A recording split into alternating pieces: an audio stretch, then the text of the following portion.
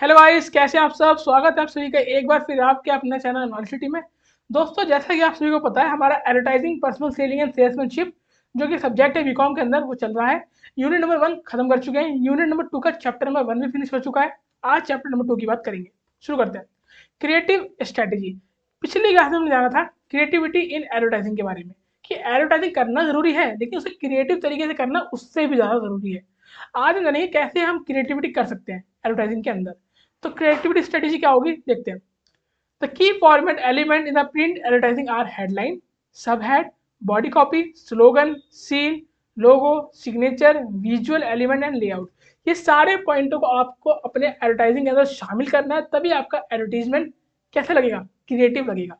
सबसे पहले बात करेंगे हेडलाइन की। हेडलाइन जो सबसे ऊपर आप लिखते हो, जो मेन लाइन होती है, word in the leading position, जो सबसे लीड कहते हैं ना, सबसे पहले जो वर्ड आता है वो आपका सबसे मेन होता है, उसको हम हेडलाइन बोलते हैं। What data read first and are positioned with the intent to draw the reader attention। जिस वर्ड को सबसे पहले पढ़ा जाता है और उसको इसलिए लिखा जाता है इससे हम रीडर की अटेंशन को सबसे पहले अपनी तरफ अट्रैक्ट कर सकें। इसीलिए हम अपने हेडलाइन को हमें बहुत अट्रैक्टिव बनाना होता है। ठीक है। अब हेडलाइन शुड बी शॉर्ट और सिंपल वर्ड, की हेडलाइन आपकी शॉर्ट होनी चाहिए। नहीं आपने हेडलाइन ही 4 लाइनों में लिख दी तो कौन पढ़ेगा भाई। हेडलाइन शॉर्ट होनी चाहिए और सिंपल वर्ड्स के अंदर, यानी हमने उसमें डिफिकल्ट वर्ड लिख दिए तो लोग पढ़ेंगे, समझ में आएगा नहीं, आगे बढ़ जाएंगे। इसलिए सिंपल होना चाहिए और शॉर्ट होना चाहिए। It should include an invitation to the prospect primary product और सर्विस बेनिफिट। इसमें बहुत सी चीज़ आती है, कौन कौन सी देखते हैं। सबसे पहले टाइप्स ऑफ हेडलाइन। कितनी तरह की हेडलाइन होती है। पहला डायरेक्ट, डायरेक्ट मतलब सीधी सीधी बात लिख दी उन्होंने। ठीक है। जैसे कि इसमें लिखा होगा, are straightforward and informative in terms of message they present. Common type of direct headline include those offering specific benefit, making promises और announcing a reason the reader should be interested in the product service. Direct headline के अंदर हम कोई promise कर देते हैं, कि कोई प्रॉमिस लिख देंगे या कोई हम ऐसे बेनिफिट लिख देंगे कि लोग तुरंत पढ़े, ओहो जैसे लिख दिया हमने 100% डिस्काउंट या 90% डिस्काउंट, तो लोग देखिए ओ 90% ये क्या है, तो लोग नीचे पढ़ना शुरू करेंगे, है ना। इसीलिए उनको डायरेक्ट हेडलाइन बोलते हैं। बेनिफिट, जहां पे आप उनका बेनिफिट दिखा रहे हो प्रोडक्ट का। Promises the prospects of rewarding experience with product service. Such headline put forth the product most important benefit। यहाँ पे हम जो हेडलाइन में लिखते हैं ना, प्रोडक्ट का जो सबसे इंपॉर्टेंट बेनिफिट आपको मिलने वाला है वो लिखते हैं। जैसे कि चेहरे के मुहासे हटाएं, चेहरे के पिंपल्स हटाएं, लगाएं ये क्रीम। तो फिर अरे चेहरे के पिंपल्स, अब आज के ज़माने में बहुत लोगों को पिंपल्स हो रहे हैं, तो वो जैसे पढ़ेंगे चेहरे की पिंपल्स हटाएं, यानी ये कौन सी क्रीम है, ये कौन सी दवाई है, तो वो नीचे पढ़ेंगे। इसे बोलते हैं बेनिफिट हेडलाइन। अगला होगा न्यूज़ इन्फॉर्मेशन हेडलाइन, जहाँ पे आपको न्यूज़ ऑफ प्रॉमिस लिखा हो। एक होती है इनडायरेक्ट हेडलाइन, जहाँ पे कोई डायरेक्ट आपको चीज ना, डायरेक्ट उसके बेनिफिट वगैरह ना बताया गया हो, इनडायरेक्टली आपको पढ़ने को बोला जाए। जैसे कि this type of headline often use question provocation how to state में चैलेंजेस। यहाँ पे कोई क्वेश्चन लिख देंगे, जैसे कि क्या आपके बाल झड़ रहे हैं, क्वेश्चन मार्क, और कहेंगे अरे हाँ मेरे झड़ रहे हैं। फिर अब नीचे धीरे धीरे पढ़ेंगे कि आज के ज़माने में बाल झड़ना बहुत कॉमन है, ये वो, तो आप लगाइए हमारा ये वाला तेल, ऐसे करके आप आप उन्हें डायरेक्ट आपको प्रोडक्ट नहीं बताया, एक क्वेश्चन लिखा, क्वेश्चन पढ़ के आपने पूरी इन्फॉर्मेशन पढ़ी, तब आपने उनका प्रोडक्ट के बारे में जाना। एक, अब हमने हेडिंग क्या पढ़ लिया, हेडिंग क्या होती है, उसके टाइप्स क्या होते हैं। अब आगे हमारे हेडिंग मतलब हेडलाइन, सब हेड। अब हेडलाइन पढ़ ली, अब नीचे आएगी आपकी सब हेड, जो उसको ही फॉलो करेगी। सब हेड को हम सेकेंडरी हेड भी बोलते हैं, ठीक है ना।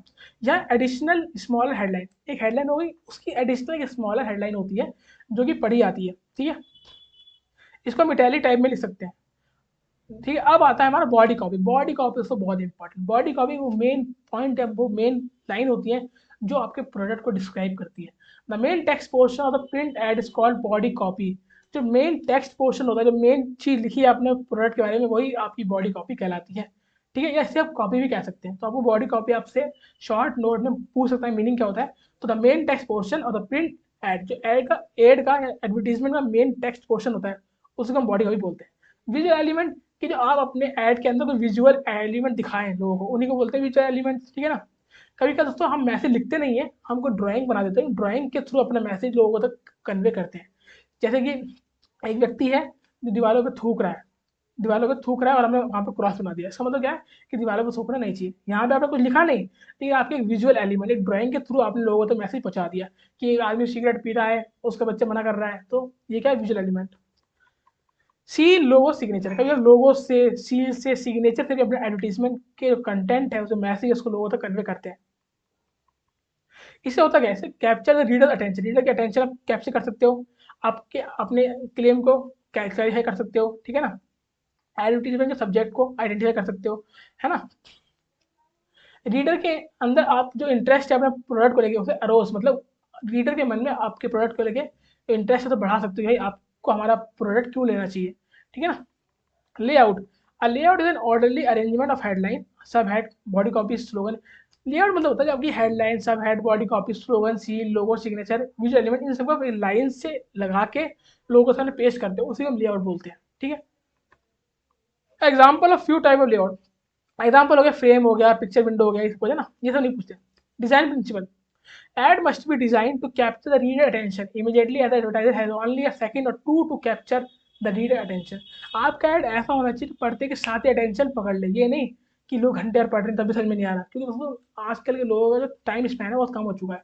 उनको तुरंत नॉलेज चाहिए होती है कि अगर उन्होंने कुछ देखा समझ में आ गया तो ही उस पर क्लिक करेंगे या तो ही उसे पढ़ेंगे, नहीं आया आगे बढ़ जाएंगे। आपको देखो, आप जब इंस्टाग्राम पे यूट्यूब पे रील शॉर्ट स्क्रॉल करते हो तो जो आपको अच्छी लगती है उसी को देखते हो, जो आपको शुरू में समझ में नहीं आई अब उसी स्किप कर देते हो सकता है उस रील के अंदर आगे जाके इन्फॉर्मेशन हो, लेकिन आप शुरू में देखते हो, शुरू में इंटरेस्ट आया तो देखोगे वरना स्किप।